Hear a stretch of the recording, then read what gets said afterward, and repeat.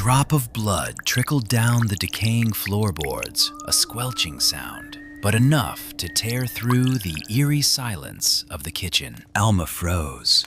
The creaking of wood from the third step of the porch had just shrieked, a sound only those familiar with this house knew by heart. The door burst open. The desert wind rushed in, carrying a biting chill and the smell of gunpowder. Standing in the doorway was not the cheerful young man who used to help her chop wood, but a blood-soaked ghost. Holt gasped. A blood-stained police badge was tossed down on the table. He was wanted. A murderer was standing in the kitchen of a lonely widow, a day's journey from town. But paradoxically, the condemned man wasn't pointing his gun at her. Holt's blood-stained hands slowly lowered the rusty Colt, sliding it along the table towards the unarmed woman. The 22-year-old man, whom her son considered like a brother, looked at her with the desperate eyes of a cornered animal, yet without regret. "Lock the door, Alma," Holt whispered, swallowing hard as blood welled up in his mouth. "They're coming." It wasn't a threat, it was a sentence. If he wanted to live, Holt could have escaped across the border, but he chose to return to the brink of death, only to be a human shield for her. Alma stood motionless, her gaze fixed on the gun barrel. In that moment, the woman who seemed the weakest held the power of life and death. Before she could make a choice, the ground suddenly shook.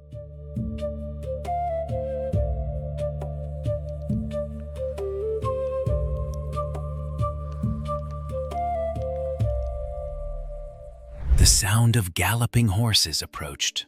The blazing torchlight licked through the window cracks, casting twisted shadows on the walls. They weren't coming to deliver justice. They were coming to burn all the witnesses. Alma slowly reached out, her rough fingers tracing the cold gun stock. There was no turning back. Alma didn't pull the trigger. Drawing her gun against the dozen torches outside wasn't bravery. It was suicide. She glanced sharply toward the doormat. Holt understood. With his last ounce of strength, he crawled to the corner of the kitchen, flipping over the crumbling floorboards. The narrow, damp, earthy cellar, reeking of rotting potatoes, clung tightly to his large frame. The floorboards had just collapsed, concealing all traces, and the pounding of the door echoed like thunder. Alma frantically rubbed her blood-stained hands on her coarse cloth apron, grabbing the oil lamp. As she pulled the latch, the yellowish firelight cast a chilling glow on the scraggly, bearded faces hidden beneath the low-slung hats. "The bounty hunters, madam," the leader squeaked, hastily waving a crumpled wanted poster under the lamplight. But 10 years of struggle in Nevada had taught Alma how to smell death. Law enforcement smelled of worn leather and horse sweat. What emanated from this man was the acrid smell of gunpowder, dried blood, and bootleg liquor. "Only one widow is here," Alma replied, her voice even, frozen in emotion. She stood rigidly in the doorway, her hands, hidden behind her apron, clenched so tightly they were white. "You frightened my horses," the leader smirked. He didn't wait to be invited. His iron-soled boots stomped across the threshold, each step a harsh, resounding thud on the kitchen floor. Each step he took was like a knife tightening around Alma's heartbeat. He stopped. The sharp points of his boots clattered against the wooden floorboards, right where Holt's breathless face lay beneath the cellar. "A widow living in such a remote place, Alma?" he muttered, his snake-like eyes scanning the darkness, then settling on the suspicious puddle of water under the table, where Holt's blood hadn't yet dried. The air was thick with tension. The crackling of the wood in the fireplace suddenly sounded like hammering. The leader looked up, a twisted smile etched across his scarred face. "The wind has picked up. We'll be camping out in your yard tonight. Keep the widow safe." He turned and walked out. The door creaked and slammed shut. Alma stood frozen in the darkness, a chill running down her spine. They weren't looking for a criminal. They were setting a trap. The vegetable cellar was stifling and pitch black. Only Holt's labored breathing mingled with the wind whistling through the cracks in the wooden planks. Suddenly, the hatch leading to the side of the cellar creaked open. A figure slid down swiftly. Nash, Alma's only son, had just returned from town. The flickering matchlight cast a cruel truth upon Nash's chest. Instantly, a cold gun was pointed directly at his best friend's forehead. In Nash's trembling other hand was a crumpled wanted poster. He was torn between 10 years of friendship, life and death, and the murder of a police officer that lay before him in his mother's house. "Why my house, Holt?" Nash hissed through clenched teeth, his finger gripping the trigger. He was ready to fire to protect his family's safety. Holt didn't flinch. He didn't utter a single word of pleading for his life.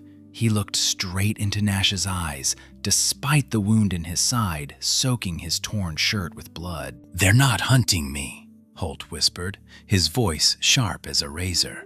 "They're hunting this place, your mother's farm.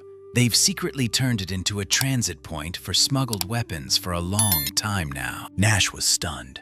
The gun in his hand involuntarily dropped. Holt spoke each word with difficulty, revealing the horrifying truth.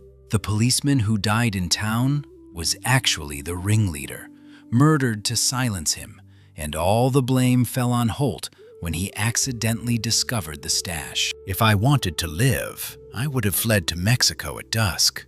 Holt gasped for breath. "I stayed in this hell. I brought my death sentence with me because of your mother." A heavy silence fell over the cramped cellar.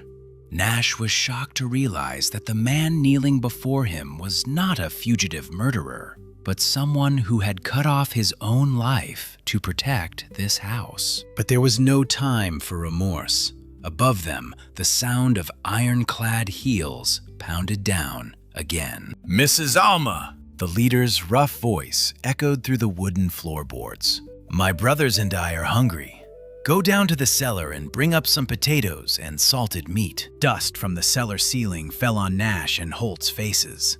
Above them, the hinges of the cellar lid began to creak, a deathly shriek. As the light from the oil lamp shone down on the steps, the cellar lid was suddenly flung open from the inside. Nash emerged, clutching a bulky sack of potatoes that completely obscured the henchman's view.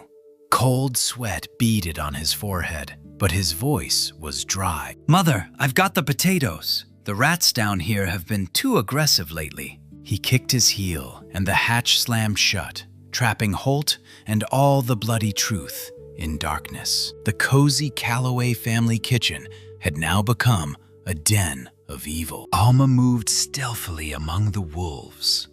The widow's hands poured strong black coffee into tin cups without trembling, even as a bearded man roughly propped his horse-dung-stained boots on her late husband's ornate stool. They rummaged through the cupboards, spat on the wooden floor, and uttered vile, mocking remarks into the woman's choked silence. Nash's eyelids twitched.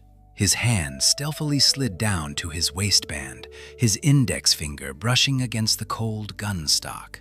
He couldn't bear the humiliation his mother was enduring any longer. But before he could draw his gun, a rough hand pressed down hard on his shoulder. Alma glided past, her silent pad heavy with the pressure of survival. Her eyes met her son's for a tenth of a second. "Not yet. Don't throw your life away in vain." She swallowed her rage, patiently pouring wine for those hunting the life of the woman she loved. But beneath that facade of resignation, the instincts of a Western woman were awakening. Alma's cold eyes swept across the room, silently counting each gun barrel, each dagger, and the positions of the 6 drunken men. She didn't flinch anymore. She was calculating.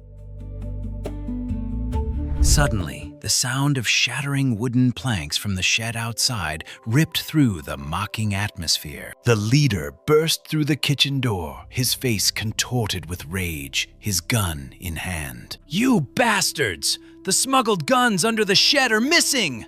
he roared like a mad beast, pointing the barrel directly at Alma's head. "That brat Holt stole my goods. Bring the kerosene here. Burn this house down. I want to force those two to reveal where they hid that brat." Fire blazed from the shed, devouring the dry wooden planks and illuminating the muddy yard with a fiery red glow. The smugglers dragged Alma and Nash out onto the porch, throwing them onto the thick, oil-soaked ground. The leader snarled, grabbing Nash's hair and yanking it back. The cold, deathly barrel of the revolver pressed tightly against the young man's temple. In the suffocating cellar, through a tiny gap in the floorboards, the flickering fire danced, its light clearly reflected in Holt's eyes. He saw Alma kneeling. The widow's thin shoulders trembled. She wasn't crying, but her defiant gaze was shattering as she watched her only son about to be executed. Holt stood on the boundary between cowardice and sacrifice. He only needed to hold his breath. Only by closing his eyes, pressing himself into the darkness, would he save his life. But if he remained silent for another second, this home, the woman he loved, and his closest friend would turn to ashes. There was no hesitation, no time for calculations of survival. Bang! A deafening explosion ripped through the Nevada night, drowning out the roar of the fire. The hatch sprang open like a spring. A flash of fire emanated from the rusty barrel of the Colt. The henchman gripping Nash's shoulder took the full force of the bullet, collapsing into the mud puddle like a rotting tree trunk. Holt leaped from underground. He let out a savage scream, turning his massive body into the most conspicuous human shield, to draw all the firepower toward himself. The bullets immediately rained down. A sharp lead bullet ripped through his right side, sending the young man tumbling to the filthy ground. The henchmen swarmed like hungry beasts. Their rifle butts pounded mercilessly. They kicked the gun away, dragged Holt to his knees in the courtyard, blood soaking his shirt. The leader smirked menacingly. He gestured with his chin, and a rough rope was instantly thrown over the dew-soaked crossbeam of the farm gate. The noose of death slowly descended. An instant, trial-less hanging was about to be delivered right before Alma's wide-open eyes. The rope tightened around Holt's neck.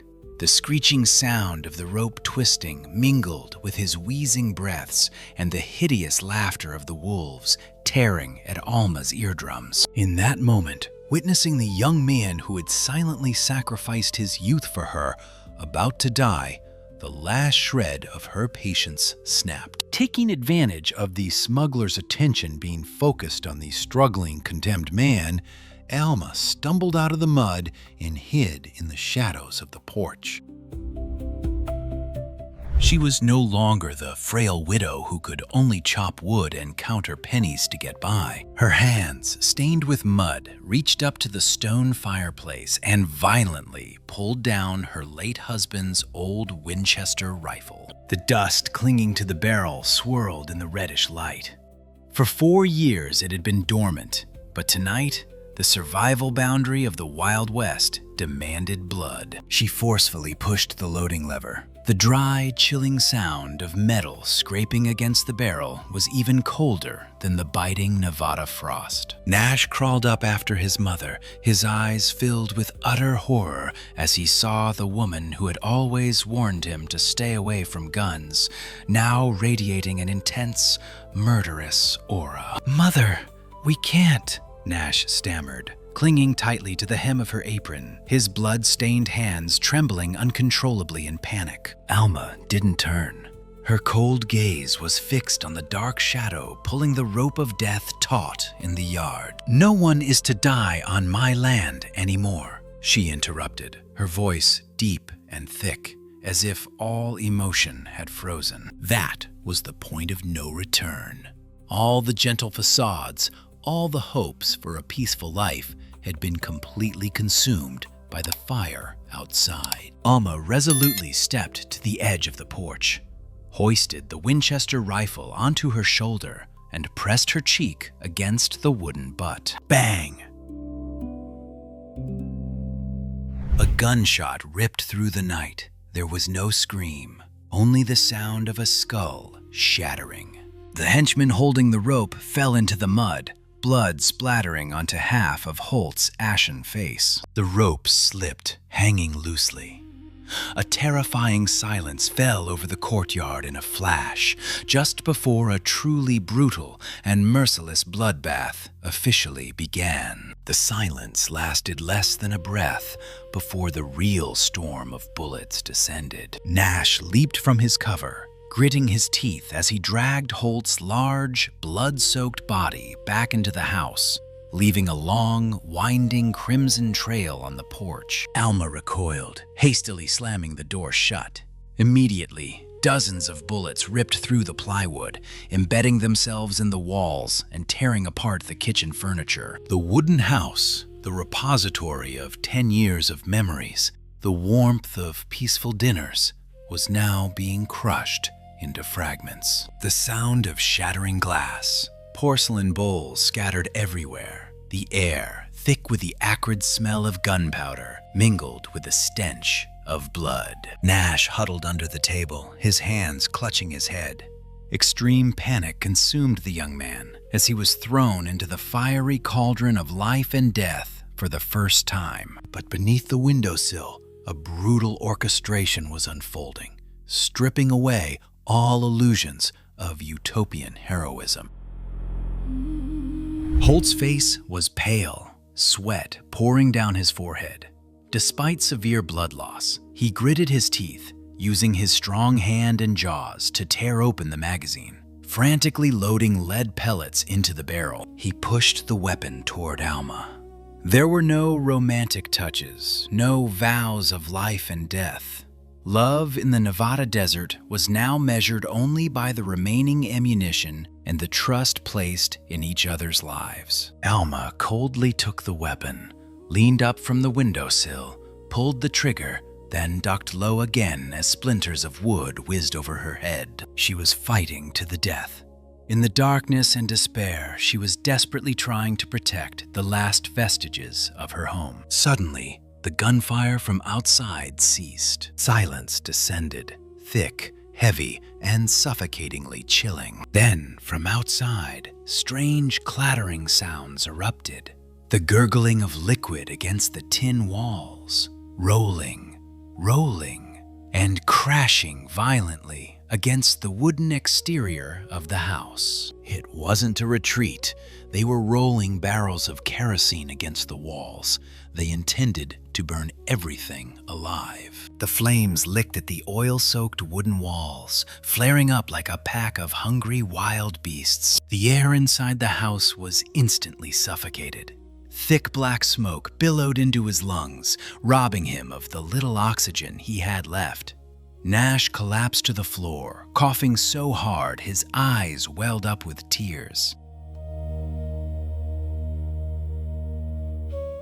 From the desperate vantage point under the table, he saw the faded family photograph on the fireplace mantel curl up, then inadvertently consumed by the flames in the blink of an eye. 10 years of sweat, tears, and blood of the Calloway family, the only legacy left by his late father, now reduced to ashes before utter helplessness. Alma knelt beside Holt. Her calloused hands were now soaked with the thick, warm liquid oozing from the bullet wound in his side.